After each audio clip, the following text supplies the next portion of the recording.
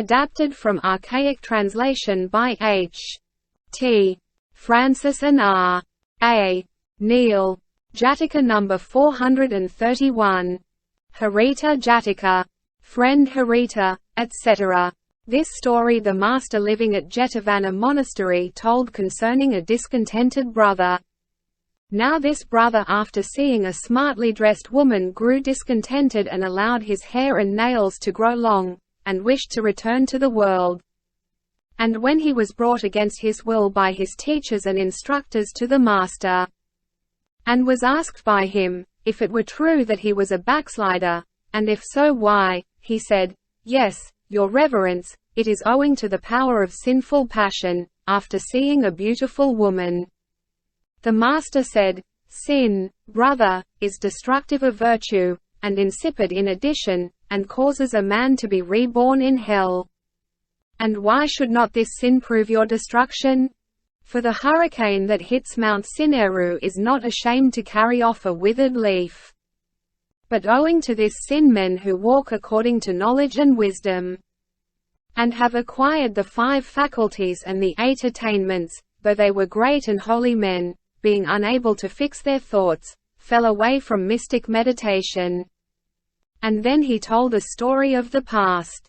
Once upon a time when Brahmadatta was reigning in Benares, the bodhisattva was born in a certain village in a Brahmin family worth 80 crores, and from his golden complexion they called him Haritaka Kumara. When he was grown up, and had been educated at Taxila, he set up as a householder, and on the death of his father and mother he made inspection of his treasures and thought, "The treasure only continues to exist, but they who produced it cease to exist. I too must be reduced to atoms by means of death." And alarmed by the fear of death he gave great gifts, and entering the Himalaya country he adopted the religious life, and on the 7th day he entered upon the faculties and attainments. There for a long time he lived on wild fruit and roots, and going down from the mountain to procure salt and vinegar, he in due course reached Benares. There he dwelling in the royal park, and on the next day in going his round for alms he came to the door of the king's palace. The king was so glad to see him that he sent for him and made him sit on the royal couch beneath the shade of the white umbrella, and fed him on all manner of choice foods, and on his returning thanks the king being exceedingly pleased asked him, "Reverend sir, where are you going?" "Great king, we are looking out for a living place for the rainy season." "Very well, reverend sir," he said.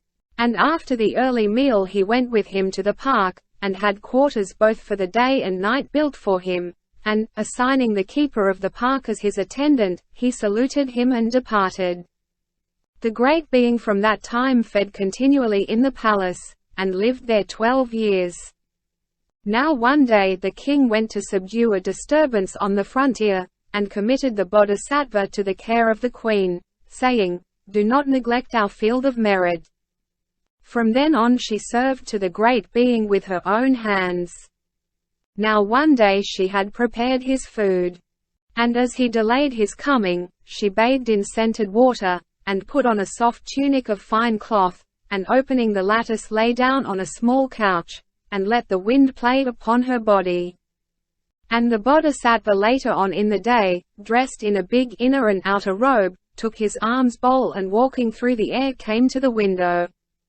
As the queen rose up in haste, at the rustling sound of his bark garments, her robe of fine cloth fell from off her. An extraordinary object struck upon the eye of the great being. Then the sinful feeling, that had been living for countless eons in his heart, rose up like a snake lying in a box, and put to flight his mystic meditation.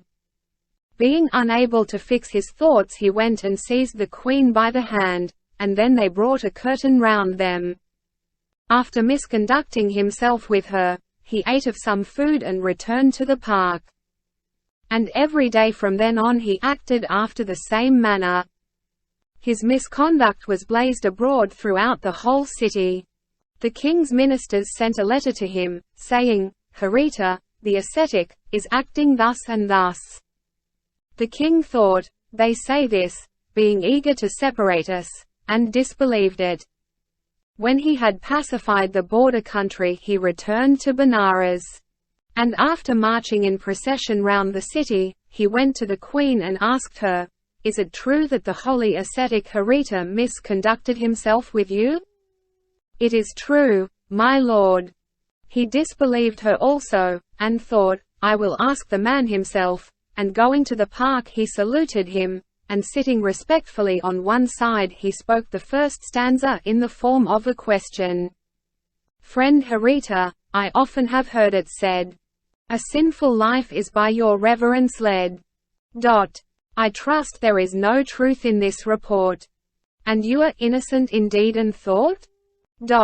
He thought, "If I were to say I am not indulging in sin, this king would believe me, but in this world there is no sure ground like speaking the truth. They who forsake the truth, though they sit in the sacred enclosure of the Bodh tree, cannot attain to Buddhahood. I must needs just speak the truth. In certain cases a bodhisattva may destroy life, take what is not given him, commit adultery, drink strong drink, but he may not tell a lie, attended by deception that violates the reality of things. Therefore speaking the truth only he uttered the second stanza. In evil ways, great king, as you have heard. Caught by the world's delusive arts, I erred.